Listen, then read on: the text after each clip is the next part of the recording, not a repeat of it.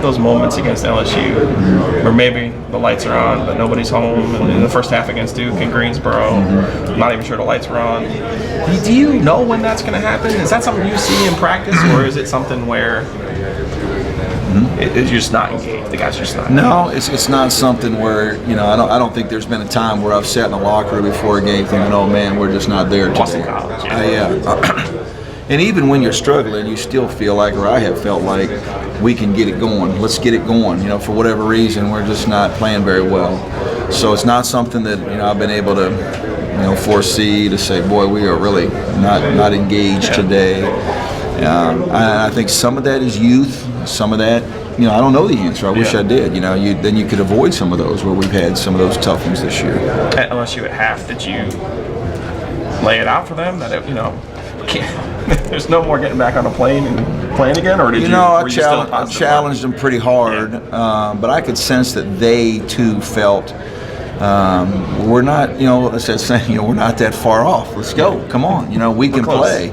We can play with these guys, and a little bit of that's in my mind is sometimes you're a little bit starry-eyed looking around the building and the bigness of the event, and instead of cutting it loose and really playing, which I thought we did in the second half. I thought we just we got to another gear. We were more aggressive in that game in the second half, but we just seemed a little tentative and starry-eyed to me. This may sound like a frivolous question. It's not, but I think there's only been one game in the last couple of years where you haven't worn a coat and tie on the sideline. Why? Some guys never wear a tie. Other guys always do. And you got the pocket square going. I mean, I took them both off one time. I can't remember when it was. Roger Ayers. Yeah. Is that it? Raj, it's the toss. Yeah. But why? I mean, is that just you believe a coach should look that way, or you just like to look that way? Oh, well, I mean, I'm like everybody. I like to look nice, but believe it or not, for me, comfort is the most important thing, and I want to be comfortable. And I've got some nice clothes, but if they're not comfortable, I ain't wearing them. I don't want to wear them. But you don't go the full Huggins. No, I've never done that. And no, I've got a guy here in Raleigh, down at Fuquay Arena. He takes care of me, does a good job for me. But even he knows it better be a little bit loose and comfortable, because I'm not one of them guys that I'm not too caught up in that like everybody else. So it's not like a uniform to you. No. So Kat was talking about, obviously the emotional 2-day stretch where he became a father and lost a close friend. Yep. And now he's talking about motivation from both of those things. So once he grieved and kind of went through that process, did you notice the motivation? What I noticed from Kat was his demeanor. He's always been a pleasant guy. He's never been a tough guy to coach or one of those sour kids. That's never been a part of him. But what I started to see was a kid that started to smile more and be more upbeat and confident, and maybe going through a difficult period maybe allowed him to look at things a little bit differently in his own life. But he just seemed to me to take that step of maturity, and it's been fun to see. And I think his game has helped that as well. He's played at such a high level at times that he just seems to be a more confident person, regardless of his play. And looser. Even in schoolwork. Not that he's really struggled, but it just seems like he's taking that more seriously. Everything seems to be at a more mature level for him. And I'm sure that having a child has created some of that for him. It's forced him to look at things a little bit differently. So maturity, I think, is the biggest thing for him. He just seems like a much different young person.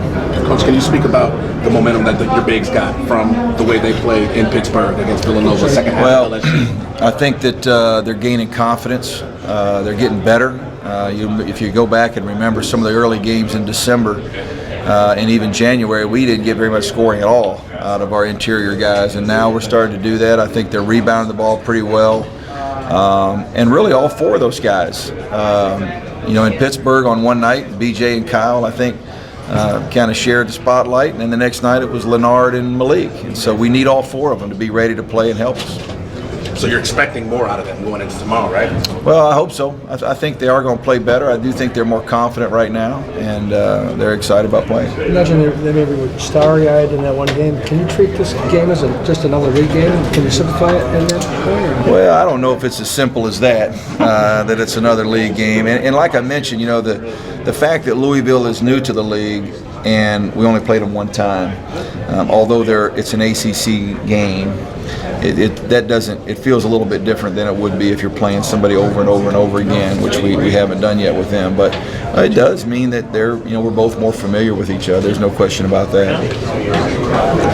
You all have gotten the reputation of being giant killers. What is it about this team that when you're playing the big boys, you're a big boy yourself, but about these games that gets you all more motivation? I don't know that there's one answer for that. I think our team is confident. I think they've got a swagger to them. I think you got to have some of that to go into Louisville and win, or go into Carolina and win, or beat Duke, or beat Villanova. You got to be confident, have self-confidence. So I like that about our team.